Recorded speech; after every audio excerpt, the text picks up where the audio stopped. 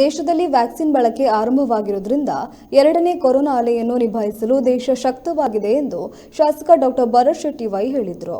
ಸುರತ್ಕಲ್ ಪ್ರಾಥಮಿಕ ಆರೋಗ್ಯ ಕೇಂದ್ರದಲ್ಲಿ ಕೊರೋನಾ ವಿರುದ್ಧ ಆರಂಭವಾದ ವ್ಯಾಕ್ಸಿನ್ ಅಭಿಯಾನಕ್ಕೆ ಚಾಲನೆ ನೀಡಿದ ಬಳಿಕ ಮಾತನಾಡಿದ ಇವರು, ಜನರ ಸೇವೆಗೈಯುವ ಕೊರೋನಾ ವಾರಿಯರ್ಸ್ಗೆ ಪ್ರಥಮ ಆದ್ಯತೆ ನೀಡಿರುವ ದೇಶದ ಪ್ರಧಾನಿಗಳು ಹಂತ ಹಂತವಾಗಿ ಸರ್ವರಿಗೂ ವ್ಯಾಕ್ಸಿನ್ ದೊರಕುವಂತಾಗಲು ಕ್ರಮ ಕೈಗೊಂಡಿದ್ದಾರೆ. ವ್ಯಾಕ್ಸಿನ್ ವಿರುದ್ಧ ಯಾವುದೇ ಸಂದೇಹ ಬೇಡ, ಹಲವು ಸುತ್ತಿನ ಪರೀಕ್ಷೆಯ ಬಳಿಕವೇ ಸುರಕ್ಷಿತ ಎಂದು ಇದೀಗ ಕೊರೋನಾ ವಿರುದ್ಧ ಲಸಿಕೆ ಅಭಿಯಾನ ಆರಂಭವಾಗಿದೆ ಎಂದರು.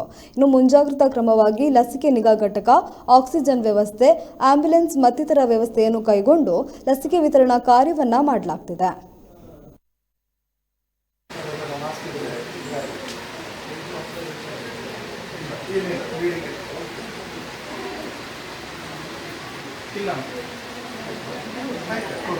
ನೆಕ್ಸ್ಟ್ ಇದು ನಂಬರ್ ಅಲ್ಲಿ ಕೊಟ್ಟು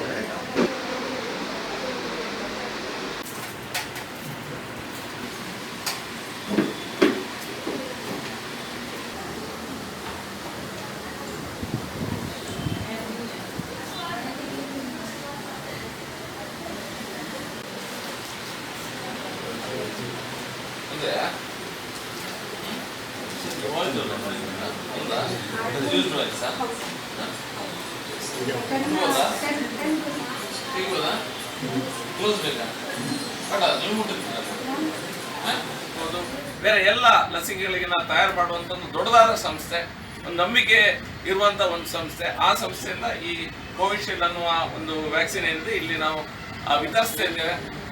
ಇದರಿಂದ ಒಳ್ಳೆ ರೀತಿಯಿಂದ ವಿತರಣಾ ಕಾರ್ಯಕ್ರಮ ನಡೆಸಬೇಕಾದಂಥ ದೊಡ್ಡದಾದ ಜವಾಬ್ದಾರಿ ಅಡ್ಮಿನಿಸ್ಟ್ರೇಷನ್ ಅಂದ್ರೆ ನಾವು ಸರ್ಕಾರದ ಮೇಲಿದೆ. ಹಾಗಾಗಿ ನಾವೆಲ್ಲರೂ ಸಹ ಒಂದು ಸರ್ಕಾರದ ಭಾಗವಾದ ಕಾರಣ ಮೊದಲ ಹಂತದಲ್ಲಿ ನಾವೆಲ್ಲ ಈ ವ್ಯಾಕ್ಸಿನೇಷನ್ ಅನ್ನ ನಾವೆಲ್ಲ ರಾಜಕಾರಣಿಗಳಿಗಿಲ್ಲ, ಉಳಿದವರೆಲ್ಲ ಹೆಲ್ತ್ ವರ್ಕರ್ಸ್ಗೆ ಫಸ್ಟ್ ರೌಂಡ್ ಆದ ನಂತರ ಸಾರ್ವಜನಿಕರವರೆಗೆ ನಾವು ಅದನ್ನು ಒಳ್ಳೆ ರೀತಿಯಿಂದ ಇಂಪ್ಲಿಮೆಂಟೇಷನ್ ಮಾಡುವ ಕೆಲಸವನ್ನ ನಾವೆಲ್ಲರೂ ಸಹ ಸೇರಿ ಮಾಡುವ ಅನ್ನೋ ಮಾತನ್ನು ಹೇಳ್ತಾ, ಮತ್ತೊಮ್ಮೆ ಪತ್ರಿಕೆ ಮಾಧ್ಯಮದವರ ಮಾಹಿತಿಗಾಗಿ ಬಹುಶಃ ನಾವು 6 ಸೆಂಟರ್ ಅನ್ನ ಇಡೀ ಜಿಲ್ಲೆಯಲ್ಲಿ ಮಾಡಿದ್ದೇವೆ.